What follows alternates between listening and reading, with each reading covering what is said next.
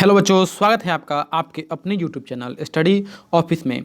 आज इस वीडियो के माध्यम से हम लोग देखेंगे क्लास 12th फिजिक्स का ऑफिशियल मॉडल पेपर जो कि बिहार बोर्ड ने दिसंबर में ही रिलीज कर दिया था। इसमें आप लोग देख सकते हैं कि कुल प्रश्नों की जो संख्या है वो यहाँ आपकी 70 + 20 + 6 लिखा है, यानी कि 70 आपके ऑब्जेक्टिव रहेंगे, 20 आपके 2 नंबर वाले सब्जेक्टिव और 6 क्वेश्चन आपको 5 नंबर वाले सब्जेक्टिव रहेंगे, जिसमें 70 ऑब्जेक्टिव में से आपको केवल 35 बनाना है और 20 2 नंबर वाले 20 क्वेश्चन में से आपको 10 बनाने हैं और 5 नंबर वाले 6 क्वेश्चन में से आपको केवल 3 ही सॉल्व करने हैं।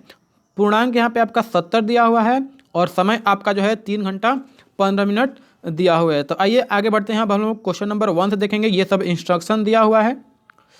इस वीडियो में मैं आपको क्वेश्चन के साथ साथ उसका सॉल्यूशन भी बनाते जाऊँगा, तो ध्यान से देखते जाइए और वीडियो को एक बार लाइक कर दीजिए, शेयर कर दीजिए। आइए शुरू करते हैं पहला क्वेश्चन नंबर 1 से। पहला क्वेश्चन दिया है हमारा, पृष्ठीय आवेश घनत्व का SI मात्रक होता है। यहाँ पे 4 ऑप्शन आपको दिए हुए हैं। जैसा कि आप जानते हैं पृष्ठीय आवेश घनत्व जो है होता है आपका कुल आवेश बटा क्षेत्रफल, यानी कि Q/A। तो आप जानते हैं कि Q का मात्रक जो है, Q यानी कि आवेश का मात्रक होता है कूलाम और एरिया है नीचे यानी क्षेत्रफल है, तो इसका हो जाएगा मीटर स्क्वायर। तो इसका जो है ऑप्शन नंबर डी सही होगा। कूलाम इंटू 1/मीटर का होल स्क्वायर यहाँ पे दिया है, तो ऑप्शन नंबर डी इस क्वेश्चन का सही होगा। देखिए, जैसे कि आवेश घनत्व जो है 3 प्रकार का होता है। एक हमारा होता है रेखीय आवेश घनत्व, दूसरा होता है पृष्ठीय आवेश घनत्व और तीसरा होता है आयतनिक आवेश घनत्व। तो यदि यहाँ पे रेखीय पूछता तो उसका होता है कूलाम बटा मीटर, लेकिन और फिर यदि आपका पृष्ठीय पूछा है तो कूलाम हो जाएगा कूलाम इंटू 1/मीटर का होल स्क्वायर, और यदि यहाँ पे आयतनिक पूछता तो होता है कूलाम बटा मीटर क्यूब।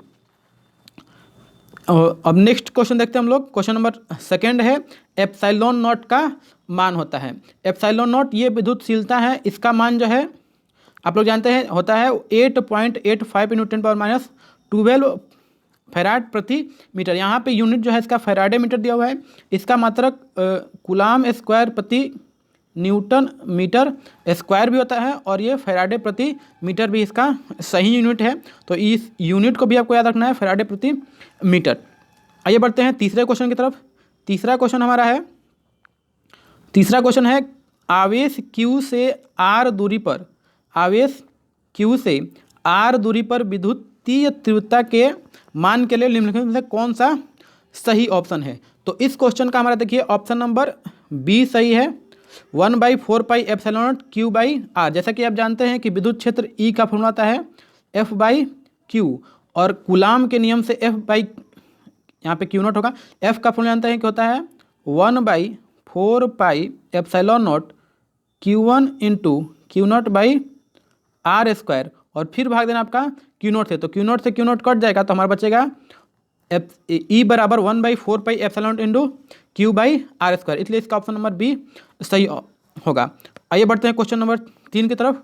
क्वेश्चन नंबर हमारा 3 है, किसी गोलीय पृष्ठ के अंदर यदि Q आवेश रख दिया जाए तो संपूर्ण आवेश से निकलने वाला विद्युत फ्लक्स के लिए निम्नलिखित में कौन सा सही है। तो ये आप जानते हैं कि ये गॉस का प्रमेय है, ये गॉस का स्टेटमेंट है। इसमें जो है आपका जो फॉर्मूला हो जाएगा option number B Q/A, Q/ε0। ये गॉस का प्रमेय का क्वेश्चन है। क्वेश्चन नंबर 5वां बढ़ते हैं हम लोग। क्वेश्चन नंबर 5वां देखिए पूछा हुआ है, 1 मिनट। क्वेश्चन नंबर 5 देखिए पूछा है, विद्युत द्विध्रुव की निरक्षीय स्थिति में विद्युत विभव का व्यंजक लिखिए। तो देखिए विद्युत विभव निरक्षीय स्थिति में वैद्युत द्विध्रुव का पूछा जाए तो ये सामान्यतः 0 होता है, इसका वैल्यू 0 होता है। लेकिन यदि यही अक्षीय स्थिति में पूछ देता, इस क्वेश्चन में हमको अक्षीय स्थिति में पूछता, यदि अक्षीय में पूछता तो इसका आंसर होता ऑप्शन नंबर बी हमारा होता 1/4πε0 P/R²। लेकिन इस क्वेश्चन में निरक्षीय स्थिति पूछा है, इसलिए ऑप्शन नंबर डी सही होगा, शून्य आंसर सही होगा। नेक्स्ट क्वेश्चन 6 है हमारा कि आवेशित संधारित्र पर संग्राहक पट्टिका और संघनन पट्टिका के आवेशों का योग क्या होता है। जैसा कि आप जानते हैं हमारा संधारित्र इस प्रकार होता है, इधर हमारा प्लस, एक प्लेट पे प्लस चार्ज आता है, एक प्लेट पे माइनस चार्ज। तो इन दोनों को यदि बीजगणितीय योग किया जाए तो ये हमेशा क्या होंगे, शून्य होंगे। तो इसलिए हमारा इसका ऑप्शन नंबर 6 का जो है ऑप्शन नंबर ए सही होगा। नेक्स्ट क्वेश्चन की तरफ बढ़ते हैं। क्वेश्चन नंबर हमारा 7 है, आवेश का बीमा सूत्र होता है। तो ये तो बहुत आसान क्वेश्चन है, इसका ऑप्शन नंबर ए सही होगा। आवेश का बीमा सूत्र 80 होता है। एक्चुअली में फॉर्मूला हम जानते हैं कि विद्युत धारा बराबर होता है I बराबर Q अपॉन T, यानी कि आवेश बटा समय। तो यहाँ से यदि Q बराबर लिखिएगा तो हो जाएगा I इंटू टी। तो I हमारा विद्युत धारा है, विद्युत धारा का बीमा सूत्र A होता है और समय का T, तो इसका बीमा सूत्र हो जाएगा 80। क्वेश्चन नंबर हमारा 7 है, 7 देख लिए। अब क्वेश्चन नंबर 8 पाते हैं। 8 हमारा है, निम्नलिखित में से किस राशि का मात्रक वोल्ट प्रति मीटर होता है। तो ये क्वेश्चन नंबर 8 का ऑप्शन जो है विद्युत क्षेत्र होगा। ऑप्शन नंबर डी सही होगा, क्योंकि विद्युत क्षेत्र का एक फॉर्मूला होता है E बराबर dV/dr माइनस dV/dr। तो यहाँ से देख सकते हैं V का ऊपर में dV है, तो V का वोल्ट और प्रति R है दूरी, तो इसका मीटर होता है, तो वोल्ट प्रति मीटर। तो ये ऑप्शन नंबर हमारा डी सही होगा। अब क्वेश्चन नंबर 9 देखते हैं। आपेक्षिक परावैद्युतता का मात्रक पूछा है। इसमें आपेक्षिक परावैद्युतता कहने का मतलब है कि आपको एप्सिलॉन, आपको जो है एप्सिलॉन आर का मान पूछा हुआ है कि आप एप्सिलॉन का मात्रक क्या होता है। तो बेसिकली जो आप लोग जानते हैं कि formula epsilon R into epsilon naught बराबर होता है एप्सिलॉन। तो ये एप्सिलॉन आर जो है वो हमारा होता है आपेक्षिक परावैद्युतता, एप्सिलॉन नॉट होता है विद्युतशीलता या केवल परावैद्युतता, और केवल एप्सिलॉन जो है वो होता है निरपेक्ष विद्युतशीलता। तो एप्सिलॉन आर का कोई मात्रक मेंशन नहीं होगा, इसलिए ऑप्शन नंबर डी इसका सही है। नेक्स्ट क्वेश्चन हमारा है क्वेश्चन नंबर 10। दो समान धारिता C वाले संधारित्र को समांतर क्रम में जोड़ा गया है। तो दो समांतर क्रम में जोड़ दिए दो धारिताओं को, तो इस तरह से आप जोड़ सकते हैं।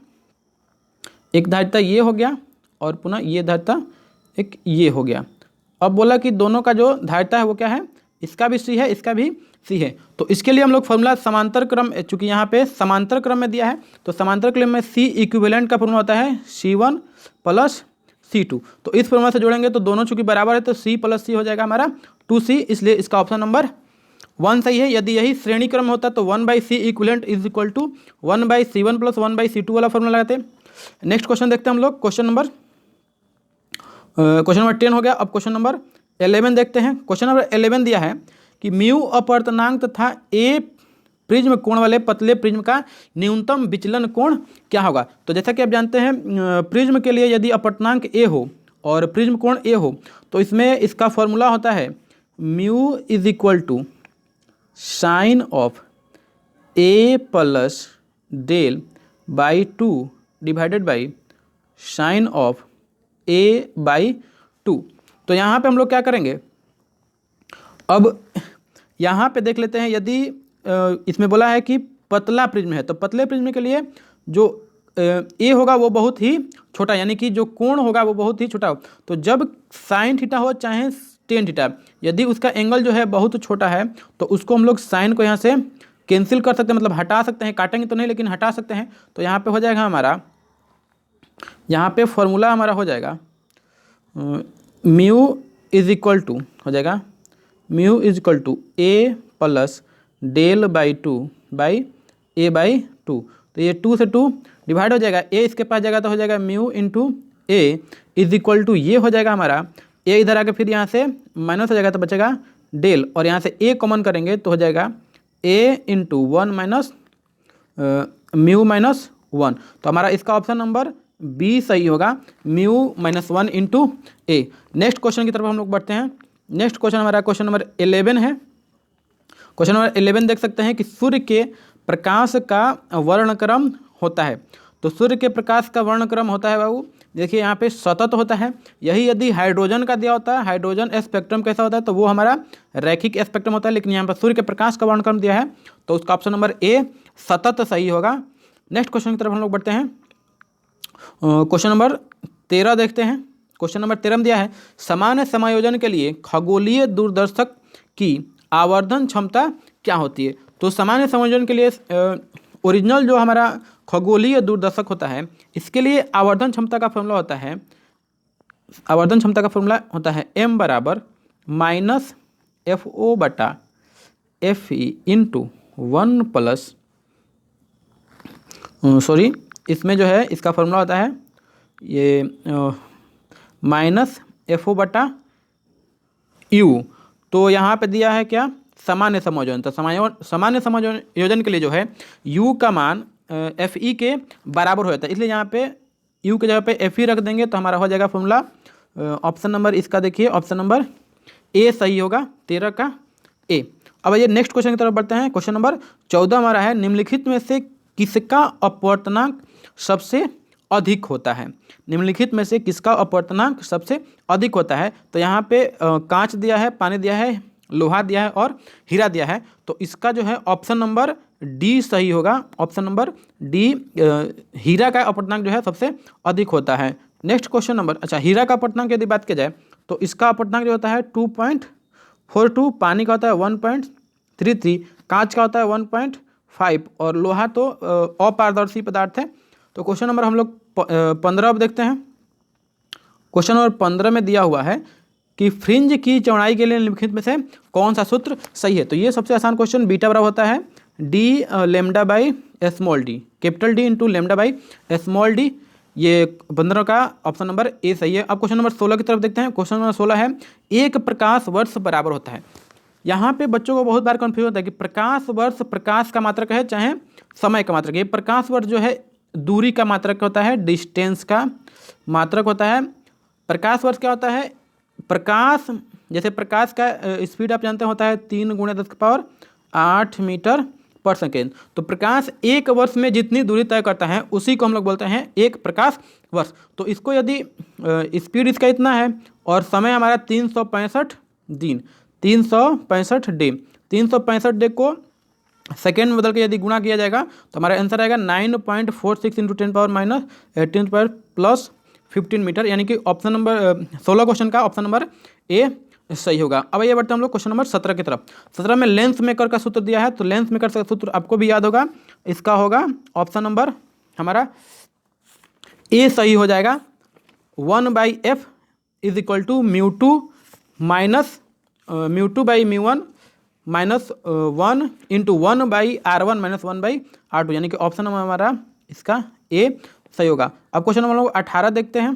क्वेश्चन नंबर 18 में जो दिया हुआ है कि पानी के अपवर्तनांक क्या होता है। तो पानी का अपवर्तनांक आप लोग जानते हैं, पानी के अपवर्तनांक के लिए कौन सही है। पानी का अपवर्तनांक हमारा होता है सी, ऑप्शन नंबर सी में दिया हुआ है म्यू बराबर 1.5। क्वेश्चन नंबर 19 दिया हुआ है कि सामान्य समायोजन के लिए, सॉरी क्वेश्चन नंबर 19 दिया है सामान्य आँख के लिए स्पष्ट दृष्टि की न्यूनतम दूरी। तो ये हमारा इसका ऑप्शन नंबर डी 25 सेंटीमीटर होता है, ये सबको याद होगा। कभी कभी इस क्वेश्चन में सामान्य आँख आगे तो लिख देता है, लेकिन बीच में जो है आँख की फोकस दूरी पूछ लेता है। तो यदि आँख की कभी फोकस दूरी पूछे तो आपको मानना है 2 सेंटीमीटर। नेक्स्ट क्वेश्चन पर हम लोग पढ़ते हैं। क्वेश्चन नंबर 19 देख लिया। अब 20 देखते हैं। निम्नलिखित में कौन कुर्सी का समीकरण, कुर्सी नहीं कौची का समीकरण इसको बोला जाता है, कौची का समीकरण। तो इसमें आपका ऑप्शन नंबर जो है 20 में सी सही होगा। सी जो है mu is equal to A plus B by lambda square. Actually में इसका जो ओरिजिनल इक्वेशन होता है वो होता है A plus B by lambda square plus C by lambda to the power 4। ऐसे ये चलता जाता है, फिर D by lambda to the power 2 के पावर फिर 8 हो जाएगा, लेमडा टू द पावर 8 ऐसे ही बढ़ते जाएगा। तो क्वेश्चन नंबर 20 का ऑप्शन नंबर हमारा सी सही है, सी सही है। ठीक है, नेक्स्ट क्वेश्चन हम लोग 21 नंबर देखते हैं।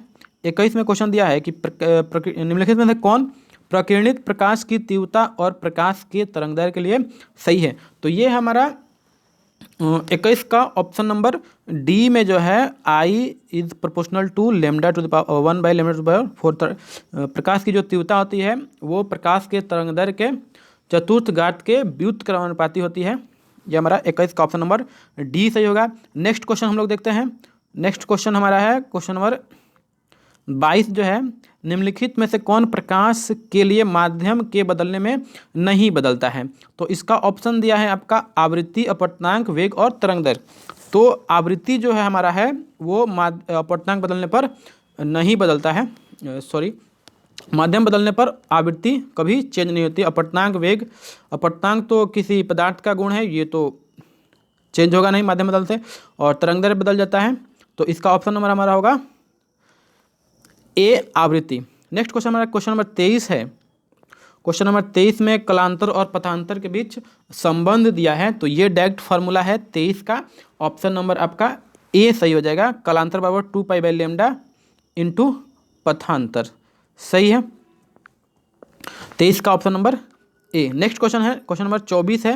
निम्नलिखित में से कौन विनाशी व्यतिकरण के लिए सही है। आप लोग जानते हैं कि व्यतिकरण जो है दो प्रकार का होता है, एक संपोषी व्यतिकरण और एक विनाशी व्यतिकरण।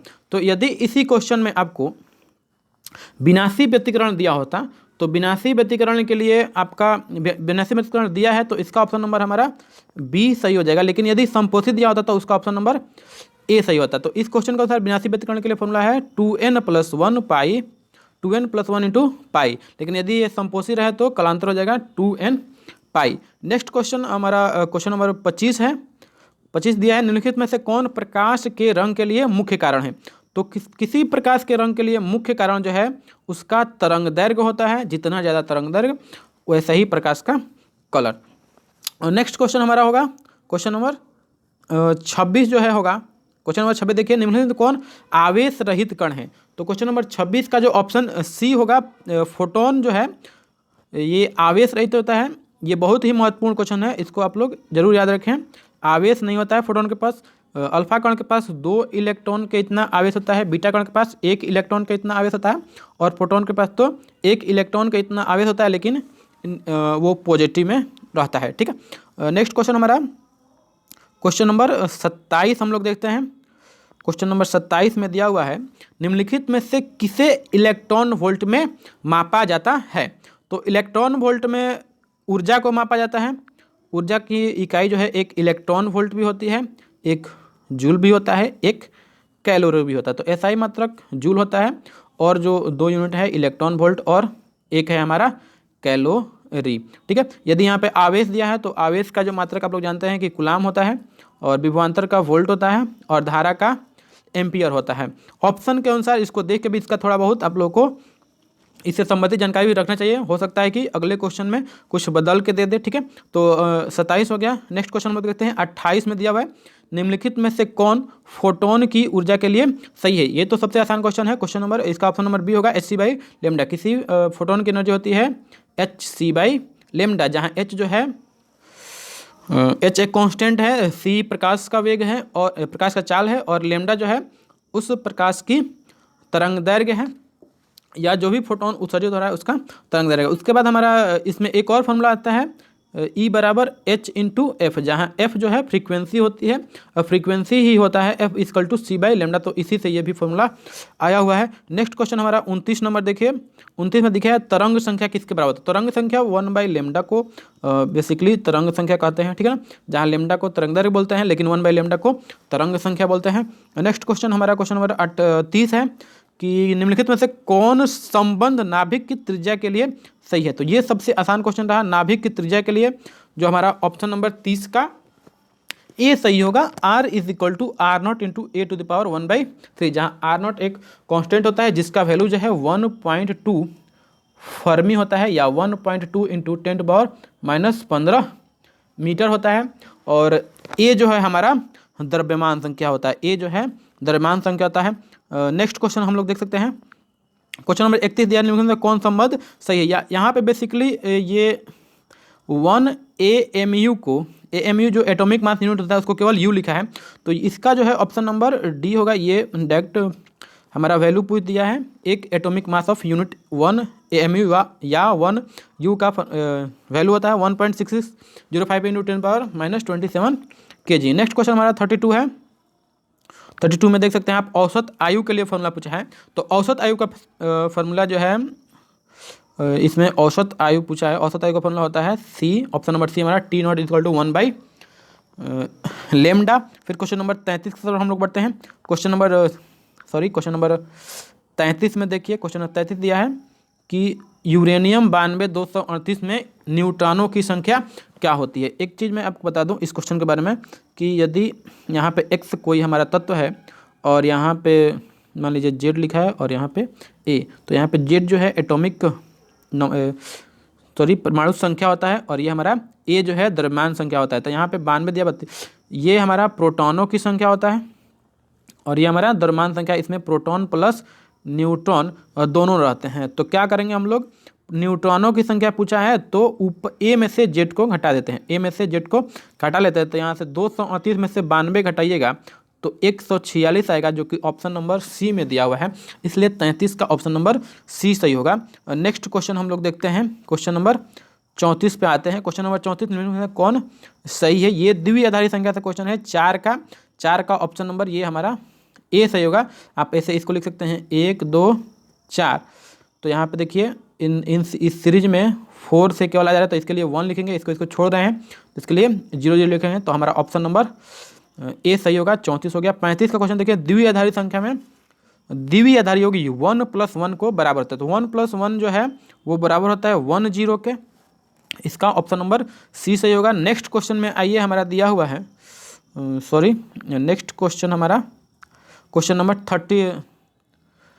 36 यानी 36 है। OR गेट का बुलियन व्यंजक क्या होता है। तो OR गेट में प्लस यूज होता है, बेसिकली जो OR गेट होता है उसमें A + B = Y हम लोग बुलियन अलजेब्रा लिखते हैं, लेकिन यहाँ पर C दिया है तो इसका ऑप्शन नंबर डी होगा। यदि एंड रहता तो A and B = Y लिखते हैं, और नॉट गेट रहता तो A bar = Y लिखते हैं।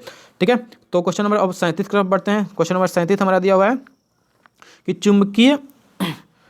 चुंबकीय आघूर्ण का मात्रक क्या होता है। तो इसका जो है ऑप्शन नंबर ए ही होगा, जूल प्रति सेकेंड। एक्चुअली में इसका एक अन्य मात्रक होता है, जूल प्रति टेस्ला भी होता है, और एक अन्य यूनिट जो है न्यूटन मीटर प्रति टेस्ला होता है। जूल को न्यूटन मीटर लिखते हैं, इस जूल को न्यूटन मीटर लिखेंगे। ठीक है, अब क्वेश्चन नंबर हम लोग बढ़ते हैं आगे, क्वेश्चन नंबर 38 की तरफ।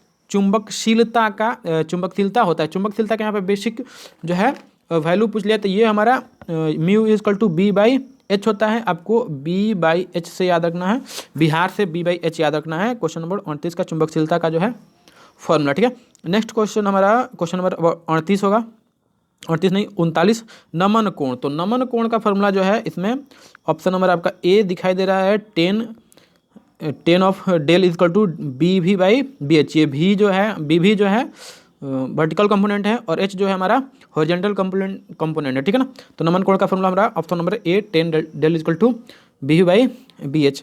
और नेक्स्ट क्वेश्चन हमारा है, नेक्स्ट क्वेश्चन 40 है, पृथ्वी के चुंबकीय ध्रुव पर नमन कोण का मान होता है। तो पृथ्वी के चुंबकीय ध्रुव पर जो है नमन कोण का मान जो है 90 डिग्री होता है, और यदि इसी क्वेश्चन में ध्रुवों को हटा के भूमध्य रेखा देता था तो हमारा ऑप्शन नंबर ए सही होता है। ठीक है, तो लेकिन इस क्वेश्चन के अनुसार हमारा ऑप्शन नंबर ए 90 डिग्री सही आंसर है। क्वेश्चन नंबर 41 में हमको दिया हुआ है, चुंबक की ज्यामितीय लंबाई LG और चुंबक की ज्यामितीय लंबाई LG और चुंबकीय लंबाई LM का में संबंध क्या होता है। तो यहाँ पे अगर मान लीजिए ये चुंबक है एक, ठीक है ना, तो यहाँ का चुंबक जो है इतना ही दूर तक काम करता है, पूरा फुल काम नहीं करता है, तो इसको हम लोग बोलते हैं LG फुल को, और यहाँ से यहाँ तक बोलते हैं LM मतलब मैग्नेटिक लेंथ। तो इसमें जो है LM जो होता है 5/6 ऑफ LG होता है, यानी कि इसका जो है ऑप्शन नंबर ए सही होगा इस क्वेश्चन का। यदि वीडियो अच्छा लग रहा हो तो इसको एक बार लाइक कर दीजिए, और चैनल को सब्सक्राइब कर लीजिए, कमेंट भी कीजिए यदि कोई दिक्कत हो तो, और वीडियो को शेयर अवश्य करें। नेक्स्ट क्वेश्चन हमारा 41, अब देखिए 41 तो हो गया, और 42 में देखिए निर्वात की चुंबकशीलता पूछ दिया, इसमें निर्वात की चुंबकशीलता, तो इसमें ऑप्शन नंबर हमारा ए होगा 4×10⁻⁷ हेनरी मीटर यहाँ पे यूनिट दिया हुआ है। बेसिकली जो है चुंबकशीलता का एक और यूनिट जो है न्यूटन प्रति मीटर स्क्वायर भी होता है, और अन्य यूनिट जो है वेबर प्रति एम्पियर मीटर भी होता है, लेकिन इस क्वेश्चन में हमको हेनरी मीटर दिया है, कोई दिक्कत नहीं, हमको वैल्यू याद है 4×10⁻⁷। अब आते हैं क्वेश्चन नंबर 43 की तरफ। निर्वात में चुंबकीय प्रवृत्ति होती है। तो निर्वात में जो है जब कोई पदार्थ ही नहीं है तो उसकी चुंबकीय प्रवृत्ति जो है 0 होगा, ऑप्शन नंबर ए सही होगा। ठीक है ना, उसके बाद क्वेश्चन नंबर 44 में दिया हुआ है हमारा कि निर्वात में विद्युत चुंबकीय तरंग का चाल क्या होता है। तो निर्वात में विद्युत चुंबकीय तरंग का ये और फॉर्मूला है हमारा, फॉर्मूला बेस्ड क्वेश्चन है, इसका ऑप्शन नंबर ए सही होगा। C = 1/√μ0 × ε0। μ0 जो है चुंबकशीलता है, ε0 जो है विद्युतशीलता है, और C जो है प्रकाश का वेग है, यानी वही विद्युत चुंबकीय तरंग की चाल जो है प्रकाश के वेग के बराबर होता है। बेसिकली प्रकाश भी एक प्रकार का विद्युत चुंबकीय तरंग ही है। नेक्स्ट क्वेश्चन हमारा 45 देखिए, एक्स किरणों के तरंग दैर्घ्य का मान कितना होता है। तो बेसिकली एक्स किरणों का जो तरंग दैर्घ्य होता है वो लगभग 10⁻⁻10 मीटर के आसपास होता है, लेकिन यहाँ पे जो है लगभग 7 माइनस दिया है, तो ये हमारा ऑप्शन नंबर ए सही हो जाएगा, 10⁻⁻7 मीटर। क्वेश्चन नंबर 46 में पिछले हम लोग 45 देख चुके हैं। 46 में देखिए 46 में विद्युत चुम्बकीय तरंग के संचरण की दिशा होती है। तो इसमें जो है विद्युत चुम्बकीय तरंग के संचरण की दिशा जो है E vector cross B vector के समांतर होता है। उसके बाद क्वेश्चन नंबर 47 हमारा है, किसी इलेक्ट्रॉन का आवेश का मान। ये तो सबसे आसान क्वेश्चन है, इसको कोई भी बना सकता है। क्वेश्चन नंबर 47 इसका 1.6 × 10⁻⁻19 ऑप्शन नंबर बी सही होगा, इसमें ज़्यादा समय नहीं हम लोग देते हैं। क्वेश्चन नंबर 48 पे आते हैं। क्वेश्चन नंबर 48 देखिए, यहाँ पे दिया हुआ है प्लांक नियतांक की बीमा होती है। प्लांक नियतांक चूँकि आप लोग जानते हैं कि एनर्जी का जो फॉर्मूला होता है एक E = H × F जहाँ फ्रीक्वेंसी है और H जो है प्लांक कांस्टेंट होता है। यदि H बराबर यहाँ पे लिखेंगे तो हम लोग कहा जाएगा E/F। तो एनर्जी का मात्रक है जूल और फ्रीक्वेंसी का मात्रक है 1/सेकेंड यानी हर्ट्ज। तो यहाँ पे 1/ जब सेकेंड रखेंगे तो ये सेकेंड ऊपर चल जाएगा, यानी कि हमारा इसका यूनिट हो जाएगा जूल सेकेंड। और जूल जो है इसका बीमा सूत्र होता है जूल यानी कार्य का बीमा सूत्र mL/T-2 और फिर यहाँ पे सेकेंड है तो T-1। इसको सॉल्व करेंगे तो हमारा ऑप्शन नंबर जो है आ जाएगा ए mL/T-1। नेक्स्ट क्वेश्चन पर हम लोग बढ़ते हैं। Question number 1 second, question number हमारा है 49।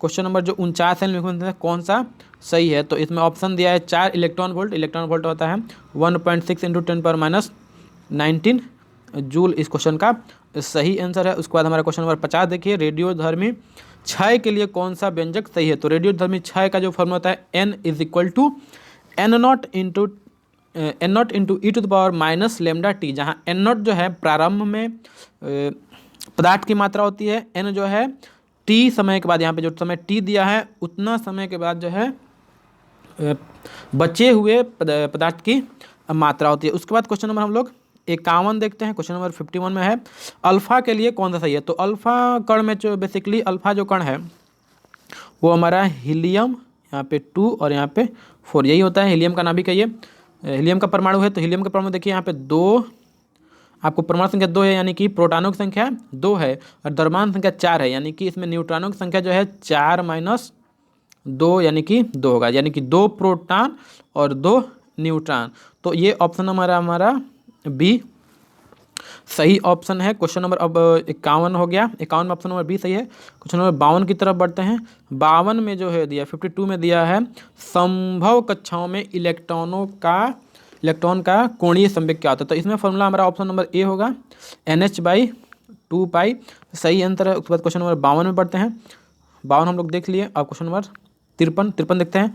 53 में है कैथोड किरणों का समूह क्या होता है। तो कैथोड किरणें बेसिकली इलेक्ट्रॉनों का समूह होती है, तो इसलिए इसका ऑप्शन नंबर ए सही होगा। नेक्स्ट क्वेश्चन नंबर 54 में हम लोग देखते हैं। 54 दिया परमाणु में अवस्थित मूल कण क्या होता है। तो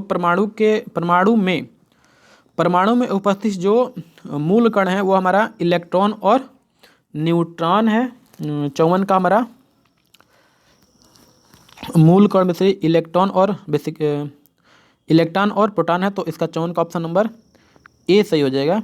परमाणु में दिया हुआ है, यदि यहाँ पे नाभिक में देता तो नाभिक में तो आपका प्रोटॉन और न्यूट्रॉन रहते हैं, लेकिन परमाणु में उपस्थित दिया हुआ है तो इसमें जो है बेसिकली हमारा प्रोटॉन और इलेक्ट्रॉन। ठीक है। नेक्स्ट क्वेश्चन हमारा 55 है कि कौन किरचॉफ के प्रथम नियम में संरक्षित रहता है। तो क्वेश्चन नंबर 55 में जो है किरचॉफ का प्रथम नियम दिया है। तो प्रथम नियम में बेसिकली जो है आपका आवेश संरक्षित रहता है। यदि यहाँ पे सेकंड नियम देता तो सेकंड नियम में हमारा ऊर्जा संरक्षित रहता है, लेकिन प्रथम नियम में आवेश संरक्षित रहता है। इसमें होता है इनकमिंग करंट = आउटगोइंग करंट। जितना करंट आ रहा है, इनकम कर रहा है किसी पॉइंट पे, किसी सर्किट में, उतना ही करंट वहाँ से जाएगा। तो इसलिए यहाँ पे हमारा इसका ऑप्शन नंबर बी होगा। आवेश संरक्षित रहता है। यदि ऑप्शन क्वेश्चन नंबर इसमें प्रथम नियम हटा के द्वितीय नियम देता है, दूसरा नियम देता है, तो उसमें जो है ऊर्जा संरक्षण के सिद्धांत पर वो कार्य करता है। क्वेश्चन नंबर हम 56 देखते हैं कि आर वृत्त की त्रिज्या है, ये हमारा देखिए आर त्रिज्या वाले वृत्ताकार कुंडली के केंद्र पर आई धारा बहने के कारण चुंबकीय बल क्षेत्र पूछा है। तो यहाँ पे ये हमारा ऑप्शन नंबर जो है ए सही हो जाएगा, μ0I/2R। ये आपका बायोसावर्ट का एप्लीकेशन है, बायोसावर्ट का जो नियम है उसका एप्लीकेशन से ये क्वेश्चन पूछ दिया, ठीक है ना। अब क्वेश्चन हम लोग देखते हैं 57 में देखिए क्या क्वेश्चन दिया है। 57 है हमारा 1 किलोवाट आवर। 1 किलोवाट आवर का स्टैंडर्ड हम लोग को याद होगा वैल्यू, ये होता है हमारा 1 kilowatt is equal to 3.6 × 10⁻6 joule. ये जो है ऊर्जा का मात्रक है, यहाँ पे इसलिए जूल लिखा हुआ है, ठीक है ना। और नेक्स्ट क्वेश्चन हमारा 58 है, एक टेस्ला पूछ दिया। तो एक टेस्ला बेसिकली 1 टेस्ला में न्यूटन प्रति एम्पियर मीटर होता है। तो इसका ऑप्शन नंबर ए सही हो जाएगा। और नेक्स्ट क्वेश्चन हम लोग देखते हैं क्वेश्चन नंबर 59। क्वेश्चन नंबर 59 में दिया हुआ है कि आदर्श वोल्ट मीटर का प्रतिरोध होता है।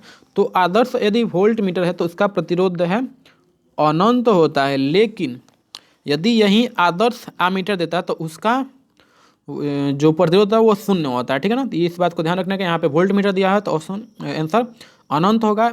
यदि यहाँ पे आमीटर देता तो उसका शून्य हो जाता है। नेक्स्ट क्वेश्चन हमारा क्वेश्चन नंबर 60 देखिए, ए मीटर की धारा सुग्राहिता का फॉर्मूला पूछ दिया। तो इसमें जो है ऑप्शन नंबर ए विक्षेप बटा धारा होता है एमीटर की धारा सुग्राहिता। एमीटर हो चाहे वोल्ट मीटर हो चाहे गैल्वेनोमीटर हो, उसमें विक्षेप बटा धारा हम लोग मारेंगे आंसर। तो ऑप्शन नंबर इसका ए सही होगा। नेक्स्ट क्वेश्चन हम लोग देखते हैं 61, स्वप्रेरकत्व का मात्रक होता है। तो इसमें इसका मात्रक जो है हेनरी होगा। देखते हैं ऑप्शन नंबर कौन दिया, तो इसमें ऑप्शन नंबर डी दिया है, तो इसलिए ऑप्शन नंबर डी सही होगा, हेनरी। नेक्स्ट क्वेश्चन नंबर 62 है, प्रत्यावर्ती धारा के लिए निम्नलिखित में से कौन सही है। तो यहाँ पे देखिए दो आपका इक्वेशन होता है, यहाँ पे आपको दो दिया है, एक IRMS दिया है और एक IRMS बराबर यहाँ पे I0 और यहाँ पे I0। तो यदि यहाँ पे IRMS रहे तो 0.707 ये वाला ऑप्शन सही होगा, लेकिन यदि यहाँ पे I mean they they mean, तो मीन के लिए ये वाला ऑप्शन सही होगा। लेकिन यहाँ पे RMS लिखा हुआ है तो IRMS जो है 0.707 होता है। एक बात ध्यान रखना है, IRMS जो है हमेशा फुल साइकिल के लिए होता है, ठीक है ना। और जो मीन होता है हमारा मीन I मीन, वो हमेशा माने माध्य मान जो होता है IRMS को रूट मीन स्क्वायर वर्ग मूल माध्य मान। तो ये जो है हमारा ऑप्शन नंबर ए होगा, ये फुल साइकिल के लिए होता है और I मीन जो है वो हाफ साइकिल के लिए होता है, इसको ध्यान रखना है। क्वेश्चन नंबर 63 में हम लोग देखते हैं, 62 के बाद 63 देखते हैं, प्रेरणिक प्रतिघात के लिए कौन सही है। तो प्रेरणिक प्रतिघात का formula XL is equal to होता है ओमेगा इंटू एल, जहाँ ओमेगा जो है इसका कोणीय वेग होता है, एल जो है इंडक्टेंस होता है, और इसका जो है यूनिट अगर बात किया जाए तो प्रतिघात का यूनिट जो है प्रतिरोध का ही यूनिट ओम होता है, ठीक है ना। नेक्स्ट क्वेश्चन हमारा क्वेश्चन नंबर 64 है। 64 में दिया हुआ है निम्नलिखित प्रतिधारा परिपथ निम्नलिखित में प्रत्यावर्ती धारा परिपथ में केवल संधारित्र C रहने पर धारितीय प्रतिघात होता है। तो धारितीय प्रतिघात का फॉर्मूला जो है ये हो जाएगा option number A, XC is equal to 1/ωc। तो इस क्वेश्चन का हमारा ऑप्शन नंबर ए सही होगा। एक बार आप वीडियो को लाइक कर दीजिए, थोड़ा सा शेयर भी कर दीजिए अपने दोस्तों में, क्योंकि ये जो है बिहार बोर्ड का ऑफिशियल मॉडल पेपर है, तो सभी को शेयर अवश्य करें। क्वेश्चन नंबर हम लोग 65 देखते हैं, LR परिपथ की प्रतिबाधा क्या होती है। तो LR परिपथ की जो क्वेश्चन हमारा 65 LR परिपथ की प्रतिबाधा होती है, ये standard formula Z is equal to यहाँ पे √R² प्लस ω/L का होल स्क्वायर हो जाएगा, ठीक है ना। कुछ नेक्स्ट क्वेश्चन 66 है, प्रत्यावर्ती धारा परिपथ प्रत्यावर्ती परिपथ में 220 वोल्ट का शिखर मान पूछा। तो शिखर मान का फॉर्मूला होता है I0 इज इक्वल टू, शिखर मान पूछा I0 तो हो जाएगा 220 इंटू √2 वोल्ट, यानी कि ऑप्शन नंबर इसका बी सही होगा। नेक्स्ट क्वेश्चन हमारा है 66। तो 66 में देखिए पूछा है धारावाही प्रेरित्र में चुंबकीय ऊर्जा होती है, तो इसका फॉर्मूला 1/2 Li² होता है। जैसे कि देखते हैं कौन सा इसमें ऑप्शन दिया हुआ है, तो ऑप्शन नंबर हमारा 67 का सी ऑप्शन सही है, 1/2 Li²। जैसे फार्मूला होता है 1/2 mv² गतिज ऊर्जा का, ठीक उस पर इसमें भी ऊर्जा का फॉर्मूला होगा 1/2 Li²। ठीक है ना, सेम फॉर्मूला आता है दोनों में। क्वेश्चन हमारा 68 जो है, चुंबकीय क्षेत्र में धारावाही चालक पर कार्यकारी बल पूछ दिया, तो इसमें ऑप्शन नंबर आपका बी होता है, ILB sin थीटा होता है, तो sin थीटा को L क्रॉस बी लिख सकते हैं, इसलिए हमारा ऑप्शन नंबर जो है बी सही होगा। नेक्स्ट क्वेश्चन हमारा 68 देखिए, 68 क्वेश्चन नंबर 68 नहीं 69 देखिए, निम्नलिखित में से कौन व्यंजक विद्युत शक्ति के लिए सही है। तो विद्युत शक्ति के लिए जो बेसिक फॉर्मूला होता है P = V/I, P = V/I। तो यहाँ से यदि V ओम के नियम से चेंज करेंगे इसके VI को, तो ये ऑप्शन नंबर हमारा सी सही होगा, P = V²/R। ठीक है ना। नेक्स्ट क्वेश्चन उसके बाद हमारा है 69 के बाद 70 देखिए, 70 में दिया है मानव नेत्र की विभेदन क्षमता मिनट में होती है। तो मानव नेत्र की यदि विभेदन क्षमता आपसे मिनट में पूछें तो इसका ऑप्शन नंबर हमारा बी सही होगा, 1 सही होगा। और अब हम लोग देखते हैं लघु उत्तरीय क्वेश्चन। लघु उत्तरीय क्वेश्चन कुछ इसमें दिया हुआ है, लॉरेंज बल से आप क्या समझते हैं। उसके बाद दूसरा है विद्युत द्विध्रुव की परिभाषा लिखें। तीसरा क्वेश्चन है SI मात्रक के साथ संधारित्र की धारिता लिखें। उसके बाद चौथा क्वेश्चन प्रतिरोधकता से आप क्या समझते हैं। सभी आसान क्वेश्चन है। SI मात्रक के साथ विद्युत वाहक बल को समझाएं। वीडियो को एक बार लाइक कर दीजिए, वीडियो को लाइक करते रहें, एकदम अवश्य करते रहें। नेक्स्ट क्वेश्चन हमारा है क्वेश्चन नंबर 6 जो है कार्बन प्रतिरोध का कलर कोड से आप क्या समझते हैं। 7 क्वेश्चन नंबर है अनन्य प्रेरण से आप क्या समझते हैं। 8वां है चोक कुंडली को समझाएं। 9वां है चुंबक के क्षेत्र में 2 मानक स्थितियों को लिखें। और 10वां है पृथ्वी के चुंबकीय तत्व को समझाएं। नेक्स्ट है हमारा अपवर्तनांक से आप क्या समझते हैं। उसके बाद क्वेश्चन नंबर 12 है संपर्कित लेंसों की क्षमता को समझाएं। ठीक है ना। नेक्स्ट क्वेश्चन 13 है, 13 में निकट दृष्टि के कारणों को लिखें। उसके बाद 14 नंबर क्वेश्चन है इंद्रधनुष से आप क्या समझते हैं। तरंगराग को समझाएं। नाभिकीय बंधन ऊर्जा यानी कि न्यूक्लियर बाइंडिंग एनर्जी से आप क्या समझते हैं। उसके बाद हमारा नैंड गेट दिया हुआ है, नैंड गेट को समझाना है। उसके बाद प्रतिचुंबकीय पदार्थ के 2 उदाहरण लिखना है। नमन कोण की आपको परिभाषा लिखनी है। उसके बाद अर्धचालक को समझाना है। और दीर्घ उत्तरीय में हम लोग देख सकते हैं, दीर्घ उत्तरीय यानी 5 नंबर क्वेश्चन में जो है किरचॉफ के नियमों को लिखे तथा समझाएं। इन नियमों का उपयोग कर व्हीटस्टोन ब्रिज के संतुलन की अवस्था प्राप्त करें। ये 5 नंबर में आपको पूछा गया है। 22 नंबर क्वेश्चन जो है विद्युत द्विध्रुव के कारण किसी बिंदु पर विद्युत तीव्रता का व्यंजक बताएं। उसके बाद 22 के बाद आप 23 देख सकते हैं अवतल सतह के लिए दिए गए सूत्र को स्थापित करना है। ये हमारा μ2 - μ1/r = μ2/v - μ1/u, इसको प्रूफ करना है। ये 23 हो गया क्वेश्चन नंबर 23। उसके बाद क्वेश्चन नंबर 24 जो है तरंग सिद्धांत के आधार प्रकाश के परिवर्तन के नियमों को स्थापित करना है। ठीक है। उसके बाद और गेट और नॉर गेट को समझाएं। उसके बाद क्वेश्चन नंबर 26 है निरक्षीय स्थिति में किसी छड़ चुंबक के कारण चुंबकीय क्षेत्र के लिए व्यंजक प्राप्त करें। तो इस जो दीर्घ उत्तरीय है 5 नंबर वाले, इसमें आपको टोटल 6 क्वेश्चन दिए जिसमें आपको 3 बनाना है। तो ये सभी क्वेश्चन आसान है, आप आसानी से बता सकते हैं। मिलते हैं किसी अगले वीडियो में, तब तक के लिए बेस्ट ऑफ लक। वीडियो को एक बार लाइक कर दीजिए, शेयर कर दीजिए और अपने दोस्तों में भी थोड़ा सा शेयर कीजिए और वीडियो को सब्सक्राइब भी कर दीजिए। मिलते हैं अगले वीडियो में, तब तक के लिए ओके बाय।